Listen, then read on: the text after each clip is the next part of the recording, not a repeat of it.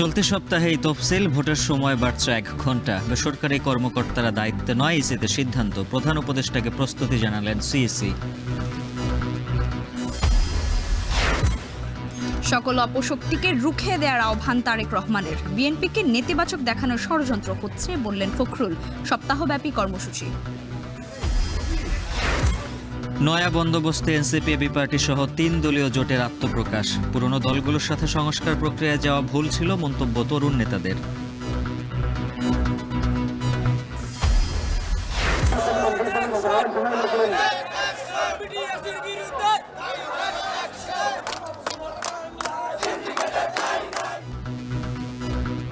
Mobile আমদানির সুযোগ উন্মুক্ত সহ 3 দাবিতে বিটিআরসি ভবন ঘেরাও।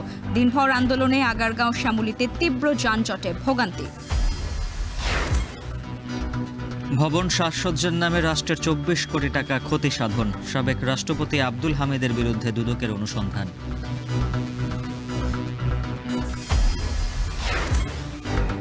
এবং গুমের নির্দেশ দিতেন শেখ হাসিনা, বাস্তবায়ন করতেন তারিক সিদ্দিক। ট্রাইব্যুনালকে চিফ প্রসিকিউটর। অজ্ঞাত জুলাই শহীদদের শনাক্ত শুরু।